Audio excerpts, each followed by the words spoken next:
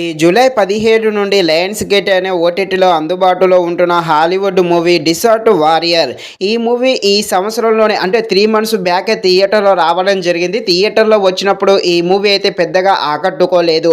Present అయితే Lions gate అనే ఓటీటీలో తెలుగులో అందుబాటులో ఉంది. తెలుగు డబ్బింగ్ కూడా బాగానే ఉంది. రన్ టైం వచ్చేసి 2 hours 6 minutes లోపే ఉంటుంది. ఇక ఈ మూవీ అయితే అస్సలు బాగోలేదు. రన్ టైం ఎక్కువగా ఉంది. అదేవిధంగా స్టోరీ లైన్ అయితే చాలా వీక్గా ఉంది. విధంగా ఇలాంటి స్టోరీస్తో ఇదివరకు చాలా మూవీస్ చూడడం జరిగింది కూడా.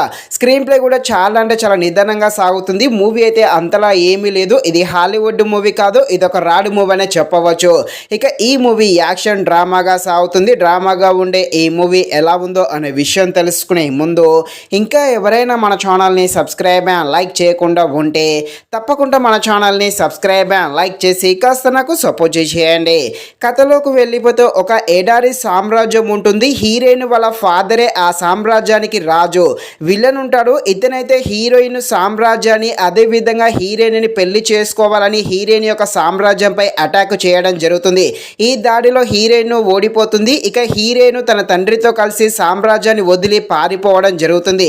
ఇలా పారిపోయిన హీరోయిన్ మళ్ళీ తన సామ్రాజ్యాన్ని దక్కించుకోవడం కోసం ఏమేం పనులు చేస్తుంది అని తెలియాలంటే మీరు తప్పకుండా ఈ మూవీని అయితే లయన్స్ గేట్ అనే ఓటీటీలో చూడాల్సిందే. నిజానికి ఈ మూవీని చూడకుండా ఉండడమే బెటర్. మూవీ అయితే ఏమీ లేదు.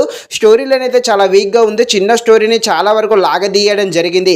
మూవీ ఫస్ట్ హాఫ్ అయితే చాలా అంటే చాలా స్లోగా ఉండడం జరుగుతుంది. యాక్షన్ సీన్స్ ఉన్నప్పటికీ ఆ యాక్షన్ సీన్స్ అయితే అంత ఇంట్రెస్టింగ్గా అనిపించే విధంగా ఒకటి కూడా పెద్దగా ఏమీ లేదు. సో స్క్రీన్ ప్లే కూడా డల్గానే ఉంది. ఫైనల్గా మూవీ అయితే ఏమీ లేదు, లైట్ తీసుకోండి. ఇది ఫ్రెండ్స్, మరిన్ని ఎలాంటి వీడియోస్ కోసం మన ఛానల్ని తప్పకుండా లైక్ అండ్ సబ్స్క్రైబ్ చేయండి. Thank you watching this video. జై హింద్.